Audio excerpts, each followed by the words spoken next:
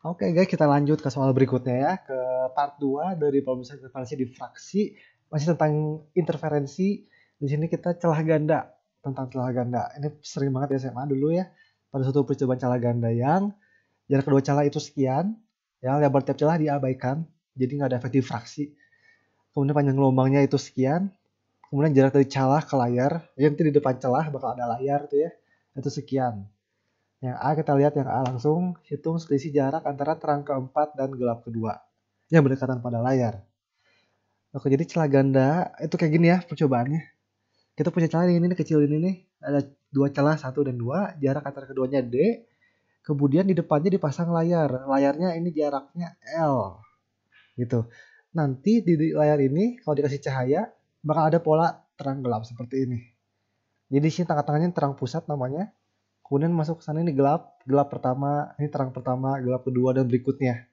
Dan juga sama ini kalau di terang pusat di sini di bawahnya ini gelap pertama, ini terang kedua, gelap kedua dan seterusnya.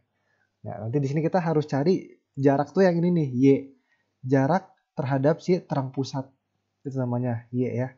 Jadi sudutnya di sini theta. Jadi kenapa bisa ada interferensi ya untuk supaya bisa lebih mengerti. Dalam kasus ini kenapa bisa ada pola gelap terang itu karena ada interferensi. Interferensi akibat beda panjang lintasan cahaya.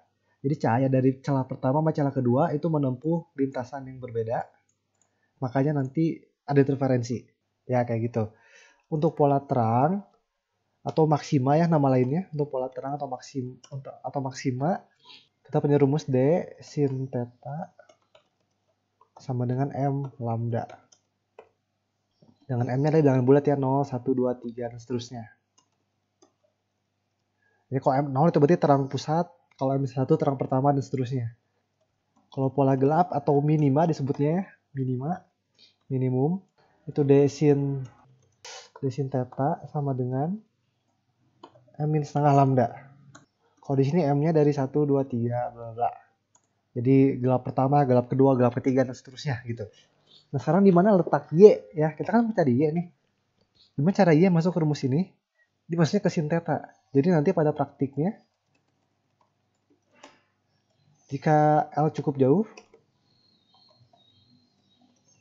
maka nanti theta bakal kecil banget. Theta akan kecil. Sehingga kalau sudut kecil, nanti sin theta-nya nanti ini kira-kira sama dengan tan theta-nya. Tan theta ya kalau kita lihat di gambar ini nih, berarti Y per L. Y per L. Nah ini sinnya. Masuk ke sini. Gitu. Jadi nanti setiap sin kita ganti sama Y per L. Kayak gitu ya. Oke, jadi kita lihat dulu nih ya. Kita pengen cari apa? Jarak antara terang keempat. Oke, terang keempat. Terang keempat. Ini artinya M-nya kita tulis 4. Masukin 4, masukin ke sini nih ya. Terus nanti jadinya D Y per L. Y-nya berarti Y terang keempat gitu ya. Y T,4. Y terang keempat itu sama dengan 4 lambda. Nanti kita peroleh Y terang keempat kita itu sama dengan, kalau kita lihat nih jadinya pindah ruas aja ya, 4 lambda L per D. Gitu. Kalau masukin angka-angkanya dia, lambda itu yang ini nih, lambdanya 630 nano, ini lambda. Kemudian L itu adalah jarak dari si celah ke layar itu 1 meter. Nah, ini nih L. Kemudian D itu jarak antara kedua celah, yang ini nih 10 mm nih D. Nanti kalian ubah sesuai satuan yang sesuai ya ke SI. Nanti kita peroleh 252 mikrometer. Gitu. Ini terang keempat. Jarak terhadap terang pusatnya ini 252 mikrometer. Kemudian ya, lanjut gelap kedua. Gelap kedua itu berarti kita ambil M-nya 2. Maka nanti rumusnya nanti D sin theta berarti D Y per L. Y-nya berarti Y gelap kedua, YG2 gitu. Sama dengan, masukin M-nya 2 ya. 2 dikurang setengah berarti 3 per 2. 3 per 2 lambda. Ini nanti kita dapat Y gelap kedua itu sama dengan 3 lambda L per 2D. Nah, ini kalau kita masukin angka-angkanya ya, 94,5 mikrometer. Segitu ya, kalian bisa cek sendiri. Tinggal masukin angka-angkanya nanti dapat. Jadi nanti selisih mereka itu nanti delta Y berarti ya. Delta Y-nya nanti kurangin aja nih ya. Dapat 157,5 mikrometer gitu. Ya, ini yang A. Jadi cukup mudah ya. Karena rumusnya udah familiar banget dari SMA. Sekarang kita lihat yang B. Yang B ini rada beda. Jika pada salah satu celah ditempatkan bahan kaca, ya. Jadi nanti di antara celah 1 atau celah 2, pokoknya nanti salah satunya nanti disisipkan bahan kaca INSP 1,5, maka nanti terang pusat pada layar berubah saling ditempati oleh terang kelima. Tentukan ketebalan kaca ini. Jadi begini nih ilustrasinya ya. Kalau kondisi normal, ini nanti cahaya dari kedua celah nyampe di terang pusat itu sama jaraknya. Nih, jarak 1 sama jarak 2 tuh nggak ada bedanya, simetri dia, sama persis. Makanya beda fasanya 0. Kalau beda fasanya 0, ya berarti M-nya 0. Terang pusat jadinya gitu. Tapi sekarang ada kaca nih, misalnya di celah pertama gitu ya. Ada kaca di sini, sehingga ini yang harusnya terang pusat jadi terang kelima. Begitu. Kalau terang kelima berarti M-nya 5 kan? Ada beda fasa tuh, ada beda fasa. Nah, kenapa bisa ada beda fasa? Jadi di sini akibat perbedaan medium.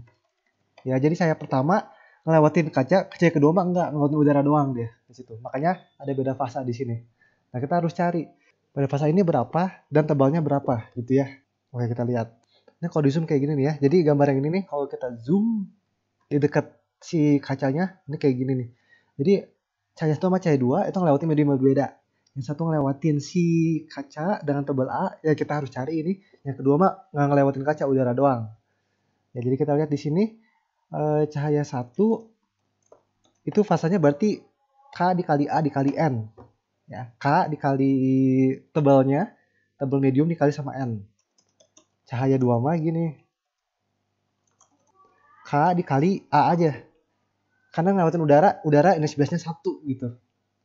Jadi tinggal K dikali A. Di sepanjang ini ya, garis putus ini nih. Ini fasa mereka seperti ini. Jadi nanti beda fasanya delta P berarti kurangin ya. Jadi kayak gini berarti kan KAN min KA sama dengan KAN min 1. Atau 2pi per lambda N min 1. Ini beda fasanya. Nah, kita tahu di sini adalah terang kelima kan ya. Di sini terang kelima. Kalau terang kelima berdasarkan rumus ini nih, berarti M-nya 5. Ya. Jadi kalau terang kelima ini berarti fasanya ya, beda fasanya itu adalah 5 dikali 2pi. Gitu. M dikali 2pi, 5 dikali 2pi. Jadi nanti beda fasa kita ini nih haruslah sama dengan 5 dikali 2pi. Sorry, A-nya lupa di sini ada A di sini. Jadi nanti A kita itu sama dengan 2pi bisa dicoret nih ya. 5 lambda per N min 1. Gitu. Nah, dari sini kita bisa dapat nih tebal si kacanya berapa. Lambdanya udah tahu ya, lambdanya tadi berapa? 630 nanometer. N-nya tuh indeks bias 1,5 tuh ya. N di sini indeks bias 1,5. Kalau kita masukin nanti kita akan peroleh hasil demikian, 6,3 mikrometer. Nah, ini tebal kacanya nih. Tebal kaca yang dipakai sehingga nanti bergeser dari yang terang pusat jadi terang kelima. Kita punya kaca dengan tebal sekian, seperti itu. Ya. Oke, sekian untuk masa soal kali ini. Semoga dibantu kalian sangat banyak, terutama dalam hal interferensi. Sampai jumpa di video berikutnya. Terima kasih.